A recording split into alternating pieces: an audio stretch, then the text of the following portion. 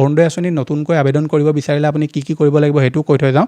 অৰুণোদয় আঁচনি নতুন আবেদন কৰিবলৈ হ'লে অৰুণোদয় আঁচনিৰ যিটো পইচা সেই পইচাটো পাবৰ কাৰণে আমি আকৌ এতিয়া KYC কৰিব লাগিব নি, আধাৰ লিংক কৰিব লাগিব নি বা ডকুমেণ্ট ছাবমিট কৰিব লাগিব নি? কাৰণ আপোনালোকে বহুতবিলাক ভিডিঅ'ত দেখিবলৈ পাইছে যে অৰুণোদয় আঁচনি যদি পইচা আকৌ আপুনি পাব বিচাৰে তেনেহ'লে এইটো কাম কৰিব লাগিব, অৰুণোদয় আঁচনি পইচা যদি আকৌ পাব বিচাৰে তেনেহ'লে বেংক একাউণ্ট লিংক কৰিব লাগিব। স্কিমৰ পইচা এই পইচাসমূহতো বৰ্তমান চৰকাৰে দি আছে, কিন্তু জীৱন প্ৰেৰণা আঁচনিখনৰ যিটো পইচা সেই পইচাটো চৰকাৰে বৰ্তমান বন্ধ কৰি থৈছে বা বন্ধ কৰি দিছে।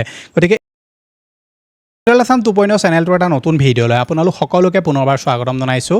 আপোনালোক যিসকল লোকে অৰুণোদয় আঁচনিৰ পইচা লাভ কৰি আহিছিলে চৰকাৰৰ তৰফৰ পৰা আপোনালোকে মাহে মাহে যিটো অৰুণোদয় আঁচনিৰ পইচা লাভ কৰে সেইটো বৰ্তমান আপোনালোকে লাভ কৰা নাই, আৰু যিসকলে অৰুণোদয় আঁচনিত নতুনকৈ আবেদন কৰিব বিচাৰিছে বা নতুনকৈ আবেদন কৰিছিলে তেওঁলোকে কেতিয়াৰ পৰা পইচা লাভ কৰিব? কাৰণ অৰুণোদয় আঁচনিখনৰ লগত ৰিলেটেড বহুতবিলাক মিছ ইনফৰমেশ্যন বৰ্তমান ইণ্টাৰনেটত ভাইৰেল হৈ আছে যে অৰুণোদয় আঁচনিৰ পৰা যিসকল লোকে অলৰেডি পইচা লাভ কৰি আছিলে তেওঁলোকৰ এটা ভেৰিফিকেশ্যন কৰা হ'ব, তেওঁলোকৰ নথিপত্ৰ চেক কৰা হ'ব, যিসকল লোকক অযোগ্য পাব তেওঁলোকক অৰুণোদয় আঁচনিৰ পৰা নাম কাটি দিব। এনেকুৱা ধৰণৰ বহুতবিলাক ইনফৰমেশ্যন আপোনালোকে ইণ্টাৰনেটত পাই আছে যে অৰুণোদয় আঁচনি যদি পইচা পাব বিচাৰে তেনেহ'লে আপোনালোকৰ KYC আপুনি কৰিব লাগিব, আধাৰ লিংক কৰিব লাগিব আকৌ। গতিকে এইবিলাক ইনফৰমেশ্যন ৰিয়েল হয় নে ফেক হয়? অৰুণোদয় আঁচনিত আপোনালোকে আকৌ পইচা যদি পাব বিচাৰে তেনেহ'লে কিবা কৰিব লাগিব নেকি? বা অৰুণোদয় আঁচনিত যদি আপুনি নতুনকৈ আবেদন কৰিব বিচাৰে তেনেহ'লে নতুন আবেদন প্ৰক্ৰিয়া কেতিয়াৰ পৰা আৰম্ভ হ'ব? লগতে জীৱন প্ৰেৰণা আঁচনিখনক লৈ বহুতবিলাক আপোনালোকে কুৱেশ্যন সুধি আছিলে যে জীৱন প্ৰেৰণা আঁচনি পইচা চৰকাৰে বন্ধ কৰিলে নেকি, এই পইচাটো আকৌ আমি লাভ নকৰিম নেকি? গতিকে আটাইখিনি ইনফৰমেশ্যন আজি এই ভিডিঅ'টোত আপোনালোকে সঠিকভাৱে লাভ কৰিব পাৰিব। গতিকে ভিডিঅ'টো সম্পূৰ্ণভাৱে প্ৰথমৰ পৰা শেষলৈকে চাব। এতিয়ালৈকে আপুনি ভিডিঅ'টোত যদি লাইক এটা কৰা নাই ফটাফট ভিডিঅ'টোত লাইক এটা কৰি দিয়ক। চেনেলটোলৈ যদি প্ৰথম আহিছিলে ছাবস্ক্ৰাইব কৰি লওক এনেকুৱা ধৰণৰ ইনফৰমেটিভ ভিডিঅ' ৰেগুলাৰ চাই থাকিবৰ কাৰণে। লগতে আপুনি যদি এই ভিডিঅ'টো আমাৰ ফেচবুক পেজত চাই আছে তেনেহ'লে পেজটো ফ'ল' কৰিবলৈ আৰু লাইক কৰিবলৈ একদম নাপাহৰিব। আহক এতিয়া ভিডিঅ'টো আৰম্ভ কৰোঁ। এতিয়া প্ৰথমে আমি আলোচনা কৰি লওঁ জীৱন প্ৰেৰণা আঁচনিখনক লৈ। চৰকাৰে জীৱন প্ৰেৰণা আঁচনিখনৰ জৰিয়তে যিসকল ছাত্ৰ ছাত্ৰীয়ে 2025 চনত ডিগ্ৰী কমপ্লিট কৰিছিলে তেওঁলোকক 2500কৈ টকা দিছিলে। গতিকে এই পইচাটো তেওঁলোকে কেইমাহমান দিলে, তাৰপাছত এই পইচাটো দিয়া বন্ধ কৰি দিলে। গতিকে বাকী যিসমূহ স্কিমৰ পইচা এই পইচাসমূহতো বৰ্তমান চৰকাৰে দি আছে, কিন্তু জীৱন প্ৰেৰণা আঁচনিখনৰ যিটো পইচা সেই পইচাটো চৰকাৰে বৰ্তমান বন্ধ কৰি থৈছে বা বন্ধ কৰি দিছে। গতিকে এই যিটো পইচা এইটো আপোনালোকে লাভ কৰিব নে নকৰে, বা এই পইচাটো চৰকাৰে বন্ধ কৰিলে নেকি?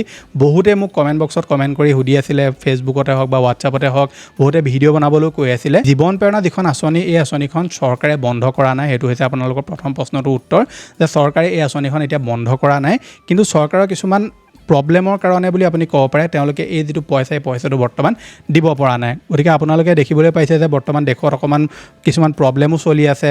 ৰিচেণ্টলি বহুতবিলাক এনাউন্সমেণ্টো হৈ গ'ল। জীৱন প্ৰেৰণা আঁচনিখনৰ যিটো পইচা সেই পইচাটো বৰ্তমান তেওঁলোকে ৰখাই থৈছে। গতিকে এই পইচাটো আপুনি ধৰি ৰাখক যে আপোনালোকে এই মাহতে পাব পাৰে বা অহা মাহত আপোনালোকে লাভ কৰিবগৈ। যেতিয়ালৈকে মুখ্যমন্ত্ৰী ডাঙৰীয়াই ইয়াৰ ওপৰত কিবা অফিচিয়েল আপডেট দি নিদিয়ে তেতিয়ালৈকে আপোনালোকে একো ক'ব নোৱাৰে যে এই পইচাটো কেতিয়া পাব। কাৰণ কেলৈ বাকীকেইখন আঁচনি পইচা চৰকাৰে দি আছে ক্লিয়াৰকৈ, কিন্তু এই আঁচনিখনৰ পইচাটো তেওঁলোকে বৰ্তমান ৰখাই থৈছে। গতিকে যদি তেওঁলোকে এই পইচাটো বন্ধ কৰিলেহেঁতেন নিশ্চয় আপোনালোকক ইনফৰমেশ্যন দি জনাই দিলেহেঁতেন যে আঁচনিখন আমি বন্ধ কৰিছোঁ, কিন্তু বৰ্তমান তেওঁলোকে আঁচনিখন বন্ধ কৰিছে বুলি ক'তো একো উল্লেখ কৰা নাই। আৰু যিহেতু মুখ্যমন্ত্ৰী ডাঙৰীয়াই কৈছে যে তেওঁলোকে এই আঁচনিসমূহ যিমানখিনি তেওঁলোকে নিৰ্বাচনৰ আগত দিছিলে সেই আঁচনিসমূহৰ পইচা তেওঁলোকে কণ্টিনিউ ৰাখিব, কিছুমান আঁচনিৰ পইচা তেওঁলোকে বঢ়াব বুলিও কৈছে। আমি তেতিয়ালৈকে একো ক'ব নোৱাৰোঁ যেতিয়ালৈকে চৰকাৰে একো অফিচিয়েল আপডেট দি নিদিয়ে যে এই আঁচনিখন তেওঁলোকে কণ্টিনিউ কৰিব নে বন্ধ কৰিব। কিন্তু বৰ্তমান যদি আপোনালোকে চাবলৈ যায় এই আঁচনিখন তেওঁলোকে বন্ধ নাই কৰা, আৰু সম্ভৱতঃ আপোনালোকে অহা মাহত বা এই মাহৰ শেষৰ ভাগলৈকে আপোনালোকে পইচাটো পোৱাৰ সম্ভাৱনা আছে। গতিকে যিসকল ছাত্ৰ ছাত্ৰীয়ে জীৱন প্ৰেৰণা আঁচনি পইচা লাভ কৰি আহিছে অকণমান আপোনালোকে ধৈৰ্য ধৰক। বাকী বহুতে কৈ আছিলে যে আমি কিবা কৰিব লাগিব নি, এপ্লিকেশ্যন কৰিব লাগিব নি। আপোনালোকৰ হাতত এটা অপশ্যন আছে যে আপুনি মুখ্যমন্ত্ৰী ডাঙৰীয়া ফেচবুক পেজত গৈ মেলি তেওঁ ধৰি লওক লাইভত যদি আহে বা তেওঁ কিবা যদি প্ৰেছ মিট দিয়ে তেনে ক্ষেত্ৰত তাত গৈ মেলি আপোনালোকে কমেণ্ট কৰিব পাৰে যে জীৱন প্ৰেৰণা আঁচনিখনৰ পইচা আমি কিয় লাভ কৰা নাই, এইখন বন্ধ কৰিলে নি। গতিকে মুখ্যমন্ত্ৰী ডাঙৰীয়া যদি ইয়াৰ ওপৰত কিবা আপডেট দিব বিচাৰে তেওঁ নিশ্চয় ধৰি লওক পষ্ট যোগেৰে বা ইউটিউবত ফেচবুকত যদি তেওঁ লাইভ আহে তেনেহ'লে নিশ্চয় ইয়াৰ ওপৰত তেওঁ আলোচনা কৰিব, তেতিয়া আমি সবিশেষ ইয়াৰ বিষয়ে জানিব পাৰিম। এতিয়া আহোঁ অৰুণোদয় আঁচনিখনৰ ওপৰত। চৰকাৰে অৰুণোদয় আঁচনিৰ যিটো পইচা বৰ্তমান বন্ধ কৰি ৰাখিছে। আপোনালোক সকলোৱে জানে যে অৰুণোদয় আঁচনিৰ যিটো লাষ্ট তেওঁলোকে পে'মেণ্ট দিছিলে সেইটো ইলেকশ্যনৰ আগতেই দিছিলে, যিটো মহিলাসকলক 9 বা 10 হাজাৰ টকা তেওঁলোকে দিছিলে। তাৰপাছত তেওঁলোকে অৰুণোদয় আঁচনি এতিয়া কোনো ধৰণৰ পইচা মুকলি কৰাৰ কথা কোৱা নাই।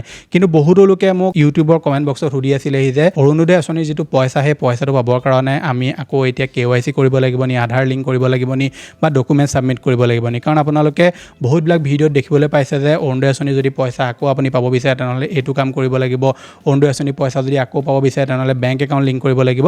গতিকে যিমানখিনি ইনফৰমেশ্যন আপোনালোকে লাভ কৰিছে আটাইখিনি ফেক ইনফৰমেশ্যন হয়।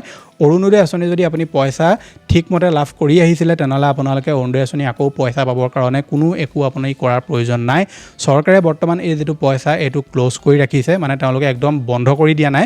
জাষ্ট তেওঁলোকে পইচাটো আকৌ কেতিয়াৰ পৰা দিব এইটোৰ ওপৰত তেওঁলোকে একো অফিচিয়েল আপডেট এতিয়ালৈকে দিয়া নাই। ঠিক আছে, গতিকে আপোনালোকে অৰুণোদয় আঁচনি যদি পইচা লাভ কৰি আহিছে আগৰ পৰা তেনেহ'লে আপুনি আকৌ বেংকত গৈ আধাৰ লিংক কৰা, আপোনালোকৰ ডকুমেণ্ট ছাবমিট কৰা এইবিলাক কৰা কোনো প্ৰয়োজন নাই। যদি কিবা কৰিবলগীয়া থাকে মই নিশ্চয় আপোনালোকক ভিডিঅ' বনাই জনাই দিম। বাকী আপোনালোকৰ ধৰি লওক বোলে বেংক একাউণ্টটো কিবা এটা খেলিমেলি হৈ আছে এতিয়া বা বেংক একাউণ্টটো KYC ফেইল হৈ আছে, তেনেকুৱা ক্ষেত্ৰত আপুনি সেইকেইটা আপডেট কৰি ল'ব। কিন্তু যদি আপোনালোকৰ একো প্ৰব্লেম নাই তেনেহ'লে কৰা আপুনি একো প্ৰয়োজন নাই। বাকী অৰুণোদয় আঁচনিত নতুনকৈ আপুনি কেনেকৈ আবেদন কৰিব? অৰুণোদয় আঁচনিৰ নতুন আবেদন প্ৰক্ৰিয়া বৰ্তমান বন্ধ হৈ আছে। তাৰ কাৰণে আপুনি ৱেইট কৰিব লাগিব, কাৰণ চৰকাৰে আগৰ যিসকলে অৰুণোদয় পইচা পাই আছিলে তেওঁলোকৰে বৰ্তমান পইচা তেওঁলোকে ৰিলিজ নাই কৰা। গতিকে আহিবলগীয়া আপোনালোকে ধৰি লওক 3-4 মাহমানৰ ভিতৰত অৰুণোদয় আঁচনিৰ নতুন আবেদন প্ৰক্ৰিয়া দেখিব পাৰে, বা এই বছৰৰ শেষৰ ভাগত গৈ আপোনালোকে অৰুণোদয় আঁচনিৰ নতুন আবেদন প্ৰক্ৰিয়া দেখাৰ সম্ভাৱনা আছে। কাৰণ চৰকাৰৰ বৰ্তমান আপোনালোকে দেখিছে যে দেশৰ অৱস্থাটো অকণমান বেয়া হৈ আছে। বহুতবিলাক কিছুমান মাজতে আপোনালোকে প্ৰধানমন্ত্ৰীৰ দ্বাৰা এনাউন্সমেণ্টো শুনিবলৈ পালে।